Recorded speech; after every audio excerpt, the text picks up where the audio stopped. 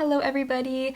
I am really excited about today's video because I think it's a little interesting, a little fun, and it's a bit of a challenge for you guys because you always recommend me the best books and I want you to recommend me more books. In particular, very specific types of vibes. So these videos have been circulating YouTube for the past couple years where a book creator will ask you for very specific book requests or book recommendations, and then their followers will give them a certain type of vibe that they're looking for, and then they will match a book with that vibe.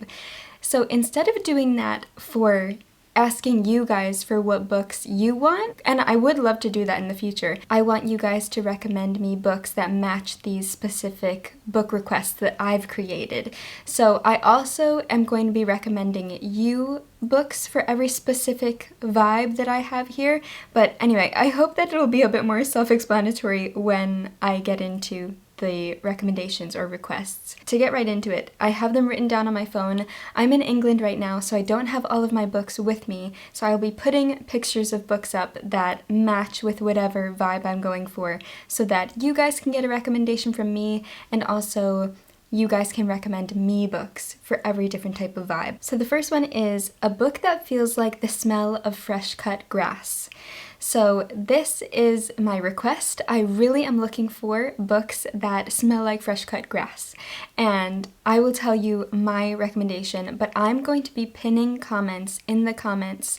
I will be writing down each different request, and then under that pinned comment, I would love it if you guys could reply to each pinned comment of mine with your recommendations for that specific vibe or book. The book that I am going to be recommending for one that I think smells like fresh cut grass or is the vibe of fresh cut grass is Upstream by Mary Oliver. This is a beautiful essay collection from Mary Oliver, who is one of my all-time favorite poets, and she writes a lot of beautiful poetry about nature and the outdoors and wildlife and animals, and I love her writing. Her essays feel like poetry, and it just captures the beauty of the outdoors, and you can just so get a sense of her as a person and her appreciation for nature, and this book to me just feels like the smell of fresh cut grass. So in the comments, there will be a pinned comment from me saying a book that smells like fresh cut grass, and underneath that, I would love for you to reply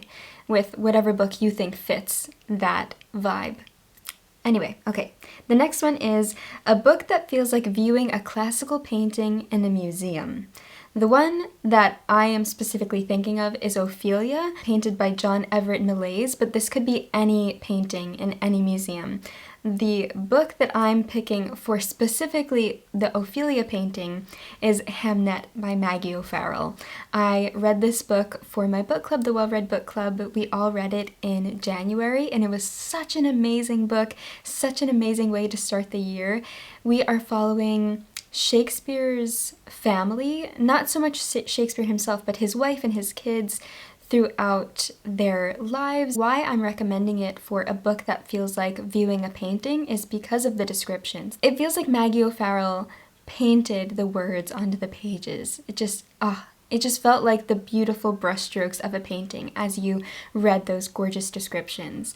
And of course I have to put Ophelia because this is a book called Hamnet, which is related to Hamlet. I don't want to give too much away, but I just loved this book so much, and that's one of my favorite paintings. Anyway, it doesn't have to be that painting specifically. I would love any book that you think feels like when you're in a museum and you're viewing beautiful classical paintings. So I would love to know the books that you think match that vibe. My next request is a book to read while sitting at a cafe and there's jazz playing in the background. I feel like that's such a vibe. I really like reading in cafes, not if they're super noisy because then I get a bit distracted, but if it's like a chill cafe, maybe I'm sitting outside on the outdoor seating and there's jazz coming through the doorway because they're playing it inside the cafe. Maybe I have a pastry and a nice drink with me. That is the ultimate vibe, and the book that I'm matching with it that I think would be perfect for this scenario is A Movable Feast by Ernest Hemingway. I am a huge fan of his and I've read a lot of his books, but this one is nonfiction. It is absolutely incredible, and it's about his experience in the 1920s and later living and writing in Paris, and it's just the ultimate vibes. If you are in a cafe in Paris, that is even better. When I read this book, it just completely transported me to 1920s Paris. And if you love the movie Midnight in Paris, this is the book for you. It is absolutely amazing, beautifully written, and such an interesting insight into his life at that time and in Paris. So, cannot recommend it enough. But I would love to know what book you think fits this vibe. This next request was one of the hardest for me to match a book to, so I'm curious to see what books you match with this vibe, and that is a book that feels like an old black and white movie. So a lot of classic books have been turned into black and white movies, and I am a huge fan of old movies. I have loved old movies and have watched countless throughout my life. This was really hard for me to pick a book. I was asking Leon, and he suggested Chess by Stefan Zweig, and I really could see this book as a black and white movie, so I am putting that in for my recommendation as well. Chess is a relatively short novel, so I don't want to give too much away, but it involves chess, obviously. These characters are playing chess, and it's a really interesting meditation on the people that are playing the game itself, and it also has a little bit of military intrigue into it, and how chess as a game, as a strategic game, how it can affect the mind, and it's a very, very interesting read. I don't want to give too much away because I think it's most exciting to discover and read on your own, but I could definitely see this as a black and white movie. The other one I have is very, very different from chess, and that is The Seven Husbands of Evelyn Hugo by Taylor Jenkins Reid.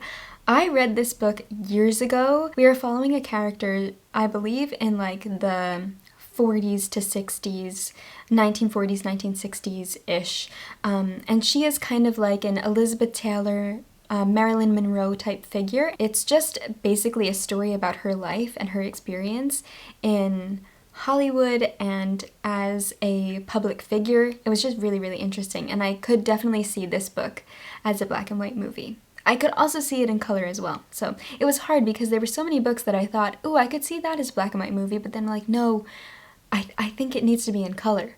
So anyway, I would love to know what you think. The next one I think is a really sweet feeling, and that is a book that feels like a grandparent is telling you a story, or a story for your inner child. I love middle grade literature, I love children's literature, and I'm always trying to nurture my inner child because I feel like the older we get, the more we need to nurture that inner child in us, and the more important it is to do that. And the book that I have written down is Charlotte's Web by E.B. White. This is one of my all-time favorite books, one of my all-time favorite writers. I adore E.B. White's writing, and he actually narrates the audiobook of Charlotte's Web, at least one version of the audiobooks, and every time I listen to it, it feels like a grandparent or an uncle, like an older uncle, is telling me a story, and it makes me feel like a little kid again. And that's one of the best feelings, because as we get older, we only get further and further away from our childhoods. Charlotte's Web, if you haven't read it, I cannot recommend it enough, especially if you haven't read it in many, many years. If you read it as a child, this is a book that definitely needs to be revisited.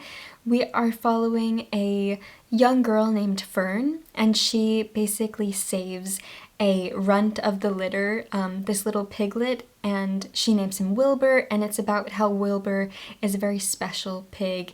And we also have a spider that lives in a barn, and how important all the characters are to each other. And there are so many important lessons in this book about friendship and just how we treat animals, how we treat ourselves, our families, and friends, and this is just such an important story. Okay, the next one is Poetry to Read in the Middle of the Night During a Thunderstorm. I think this is such a vibe. One of my favorite things is going to bed when it's raining outside. You can hear the sounds of the storm. I love that. So, in particular, poetry though. The poetry collection that I am recommending for you to read in the middle of the night during a thunderstorm is The Night is Darkening Round Me by Emily Bronte. Emily Bronte was an incredible poet, and I think more people need to read her poetry. Everyone obviously reads Wuthering Heights, which is amazing and would also really fit reading at night during the middle of a thunderstorm, but her poetry is absolutely incredible. It's heartbreaking, it's harrowing, it's dark and moody, but it's also full of so much hope and beauty. Cannot recommend that little collection enough. It's gorgeous, and even better is if you read it in the middle of the night during a thunderstorm. Okay, this one I had fun with, and that is a book that smells like sunscreen. Now, hear me out. So, picture it's the summertime, it's boiling hot, and you've put sunscreen all over yourself so you don't get sunburned, and then you have sunscreen residue on your hands. But you go to lay down in the sand, maybe you're at the beach, or in the grass if you're outside in a garden or something, and then you start to read, and you read in the sunshine while you're tanning or sunbathing, and then your book gets the sunscreen on it and your book ends up smelling like sunscreen. I've done this to so many books. So the book that I have chosen is The Fortnight in September by R.C. Sheriff. This is a book that is published by Persephone Books. I love Persephone Books so much, and this was my first Persephone book, and I brought it with me on a summer vacation, summer holiday to Florida in 2019. And it was such a great companion to read on vacation because it's about a family going on their yearly summer holiday. I want to say to Cornwall. It's in England, and they go to some seaside town, potentially Brighton or Cornwall. And it's so wonderful. We just follow this family before their holiday, during their holiday, and I think right when they're about to leave. And I read it over the span of my whole holiday, so I started it at the airport when we were leaving. Then I read it the whole way that we were there, and I finished it, I think, on our last day. And it just really, mirrored my own experience. Not really what happened in the book, obviously, but just starting and ending a holiday while reading that book. And I, of course, read it while I was, in the pool, suntanning, and I just always had sunscreen on, but then I was also reading my book, so the book ended up smelling like sunscreen. I think this is a fun one, and I would love to know what book you have maybe made smell like sunscreen, because you read it while you had sunscreen on. The next one, I can't wait to see what books you put with this, and that is a book to read while traveling through Italy in the summer. So right now I am reading The Neapolitan Quartet by Elena Ferrante, and I am really feeling that Italian summer vibe, kind of like Call Me By Your Name. Call Me By Your Name by Andre Aciman would also be a great one for this, but the book that I have chosen is A Room with a View by E.M. Forster. So we are following a main character, Lucy Honeychurch, who is traveling in Italy. She is in Florence in the book, and we follow her on her trip to Florence, and then also when she comes back to England. She's from England, and then it's kind of following her life, her coming of age, people in her life, her family, and of course maybe some romance. And then this movie as well, Call Me By Your Name and A Room with a View, the movie with Helena Bonham Carter.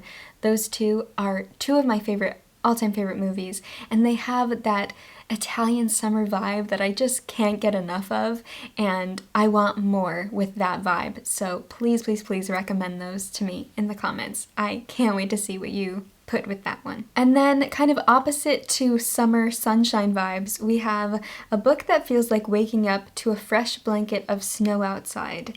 I love the feeling of going to bed, maybe there's no snow on the ground, and then you wake up and everything is so bright. The sun is reflecting off the snow everywhere, and I just love that feeling. So the book that I put with this one is, of course, The Snow Child by Eowyn Ivey. I've been talking nonstop about this book ever since I read it in January and February. It became a new all-time favorite. It is set in Alaska in the 1920s, and it is very, very snowy, very atmospheric. The descriptions are stunning. If you want any book with snow, this is the book. There's so much snow. Snow plays such an important role in the book, and it has a whimsical, almost folklore vibe, and it's beautiful and perfect, and I love it, and Eowyn Ivy is such an incredible writer. Cannot recommend this book enough, and it fits this vibe almost too perfectly. And the last one is a request from my husband Leon, because I asked him, what is a request that you would want? And he said, studying late at night in a moody Gothic library. I haven't picked a specific book for this one, but I've picked 2 specific authors, or really 4 authors. So the first 3 authors are anything by the Brontes, because the Brontes to me are just the epitome of stunning Gothic literature. Their writing is gorgeous, the atmosphere in their novels are off the charts, and I love all of their novels. Anne, Charlotte, Emily, they're all amazing. And then the other author I have to recommend is, of course, Fyodor Dostoevsky, the epitome of despair but also beauty. I love his writing, I love his books, he's one of my favorites, and picturing like a moody, dark library, maybe at night in the autumn, like Dostoevsky, it just feels right. So those are all of the 10 requests that I am asking you for, and for your recommendations. I would love it if you could give this video a thumbs up if you would be interested in me eventually doing a specific requests from you guys, so I can post on my Instagram for your specific requests or recommendations, and then I can make another video matching books to your vibes, if that makes sense. So definitely like this video so that I can know if that's something that you're interested in. Also, don't forget to leave comments, because that's what I really want from this whole video idea. I will do those pinned comments for each different vibe, and then under that pinned comment you can reply to the comment with your book recommendation for whatever fits that vibe. So I hope this makes sense. I hope you found it fun. I hope you got some recommendations from me through this video, and I just want to thank you so much for always being so kind and wonderful, and I will see you very soon in another video, and as always, happy reading.